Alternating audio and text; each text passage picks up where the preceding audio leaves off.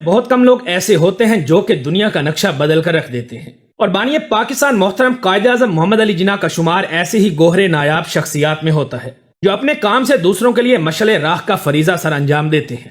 مثال کے طور پر قائد اعظم محمد علی جناح جب لندن یونیورسٹی میں تعلیم حاصل کر رہے تھے تو ایک انگریز پروفیسر پیٹر قائد اعظم سے شدید نفرت کرتا تھا۔ ایک دن پروفیسر پیٹر ایک ٹیبل پر بیٹھا لنچ کر رہا تھا تو جناح بھی اپنی ٹرے لے کر اسی ٹیبل پر بیٹھ گئے۔ پروفیسر پیٹر کو یہ اچھا نہ لگا، اس نے جناح سے کہا کہ آپ کو نہیں پتا کہ ایک پرندہ اور سور بیٹھ کر کھانا نہیں کھا سکتے۔ تو جناح نے کیا خوبصورت جواب دیا کہ پریشان نہ ہو پروفیسر پیٹر، میں یہاں سے اڑ کر دوسری ٹیبل پر بیٹھ جاتا ہوں۔ قائد اعظم کی اس حاضر دماغی پر پروفیسر کو شدید غصہ آیا اور اس نے انتقام لینے کا فیصلہ کیا۔ اگلے ہی دن پروفیسر نے جناح سے سوال کیا کہ اگر تم کو راستے میں دو بیگ ملے، ایک میں دولت اور ایک میں دانائی ہو، تو تم کس بیگ کو اٹھاؤ گے؟ جناح نے بغیر کسی ہچکچاہٹ کے جواب دیا کہ دولت کو۔ پروفیسر پیٹر نے قائد اعظم کے اس جواب پر طنزیہ مسکراہٹ سے جواب دیا کہ اگر میں تمہاری جگہ ہوتا تو دانائی والے بیگ کو اٹھاتا۔ جناح صاحب نے مسکراتے ہوئے پروفیسر پیٹر کو جواب دیا کہ ہر انسان وہی چیز چاہتا ہے جو اس کے پاس نہیں ہوتی۔ ناظرین، آپ کو بتاتا چلوں کہ قائد اعظم محمد علی جناح کے وکالت میں بھی کچھ اصول تھے جن سے یہ ہرگز تجاوز نہیں کرتے تھے۔ مثال کے طور پر ایک تاجر ایک مقدمہ لے کر آپ کے پاس حاضر ہوا اور کہا کہ میں چاہتا ہوں کہ آپ اس مقدمے میں میری وکالت کریں۔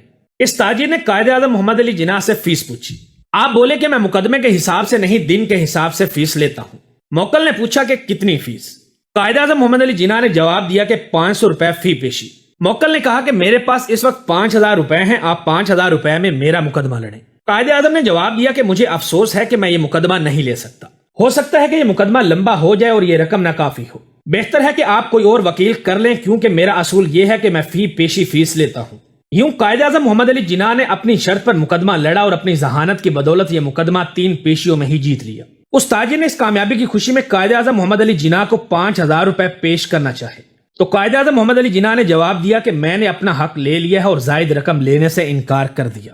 ناظرین، شاعر مشرق علامہ محمد اقبال نے محمد علی جناح کے بارے میں فرمایا کہ محمد علی جناح کو نہ تو خریدا جا سکتا ہے اور نہ ہی یہ خیانت کر سکتا ہے۔ قائد اعظم کی ذہانت کا اندازہ آپ اس بات سے لگا سکتے ہیں کہ ایک مرتبہ قائد اعظم پارلیمنٹ کے اجلاس میں شرکت کرنے کے لیے ممبئی سے دہلی جانے والی ٹرین کے فرسٹ کلاس ڈبے میں سوار ہوئے جو کہ بالکل خالی تھا۔ جب ٹرین چلنے لگی تو اچانک ایک خاتون بھی اس ڈبے میں سوار ہو گئی۔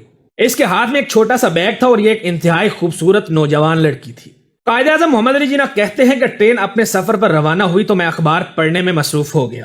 ابھی چند لمحے ہی گزرے ہوں گے کہ اس لڑکی نے مجھ سے کہا کہ مجھے 1000 روپے دو، ورنہ میں ٹرین کی بریک کھینچ کر چیخنا چلانا شروع کر دوں گی۔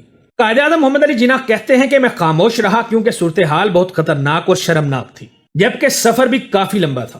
اس لڑکی نے 2 سے 3 مرتبہ اپنی ڈیمانڈ کا اظہار کیا لیکن میں خاموش رہا اور یوں محسوس کروایا جیسے مجھے کچھ سنائی ہی نہیں دیا۔ آخر وہ میری اس حرکت سے بہت حیران ہوئی اور اٹھ کر میرا بازو پکڑ کر یہی بات پھر دہرائی۔ قائد اعظم کہتے ہیں کہ اس لڑکی کے یہ سب کرنے کے بعد میں نے اپنے دونوں ہاتھ اپنے کانوں پر رکھے اور اشارہ کیا کہ مجھے کچھ سنائی نہیں دیتا، میں بہرا ہوں، اور پھر میں نے اس لڑکی کو کاغذ اور قلم دی تاکہ وہ مجھے اپنی بات لکھ کر سمجھا سکے۔ اس نے وہ غصے میں کاغذ پکڑا اور لکھ دیا کہ مجھے 1000 روپے دے دو ورنہ میں تم پر اپنی عزت لوٹنے کا الزام لگاؤں گی۔ قائد اعظم محمد علی جناح فرماتے ہیں کہ بس اس لڑکی کا یہ لکھنا تھا کہ میں نے وہ کاغذ اپنی جیب میں ڈالا اور ایمرجنسی بریک کھینچ دی۔ چند ہی لمحوں میں ٹرین رکی، وہاں موجود گارڈ میری طرف آیا اور میں نے وہ کاغذ اسے پکڑا دیا اور یوں اس لڑکی کو گرفتار کر لیا گیا اور میں اپنے سفر پر روانہ ہو گیا۔ قائد اعظم مزید فرماتے ہیں کہ اس حادثے کے بعد میں نے یہ ارادہ کیا کہ آئندہ کبھی بھی خالی ڈبے میں نہیں بیٹھوں گا بلکہ پبلک کے ساتھ ہی سفر کروں گا۔ ناظرین، اسی طرح ایک اور واقعہ بے حد مشہور ہے کہ ایک مرتبہ قائد اعظم محمد علی جناح اپنے ڈرائیور کے ساتھ کہیں جا رہے تھے کہ راستے میں ان کو ایک خاتون ملی جس نے لفٹ کا مطالبہ کیا۔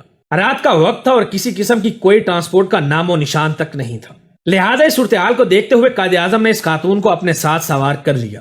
سفر گزرتا رہا اور جب اس عورت کی منزل آئی تو اس نے چیخنا چلانا شروع کر دیا کہ قائد اعظم نے ان کے ساتھ غلط حرکت کرنے کی کوشش کی ہے۔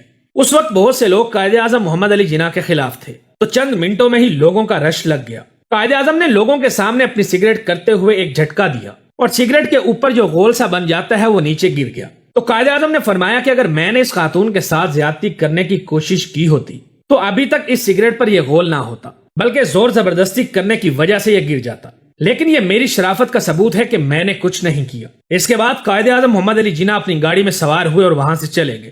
ناظرین، قائد اعظم محمد علی جناح ایسے لیڈر تھے جن کی دیانت داری کا یہ عالم تھا کہ ایک بار قائد اعظم محمد علی جناح سفر کر رہے تھے تو سفر کے دوران ان کو یاد آیا کہ غلطی سے ان کا اصل ٹکٹ ملازم کے پاس رہ گیا ہے۔ और वो बिना टिकट सफर कर रहे हैं।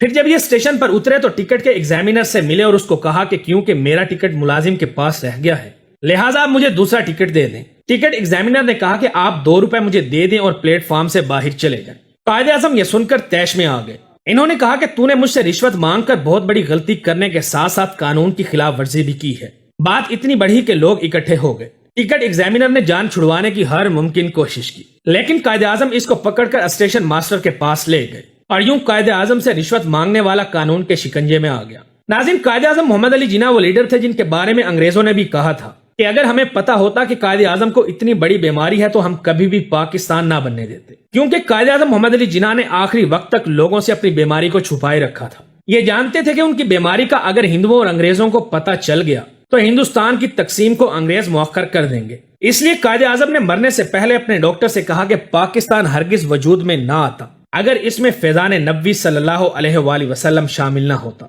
उम्मीद है हमारी आज की ये वीडियो भी आप लोगों को जरूर पसंद आई होगी। वीडियो अच्छी लगे तो इसे अपने दोस्तों के साथ फेसबुक, व्हाट्सएप और दीगर सोशल मीडिया साइट्स पर भी शेयर करें ताकि हमारी हौसला अफजाई हो सके। आज की वीडियो में बस इतना ही। मिलते हैं अगली वीडियो में, तब तक अपना और अपने प्यारों का खास ख्याल रखें।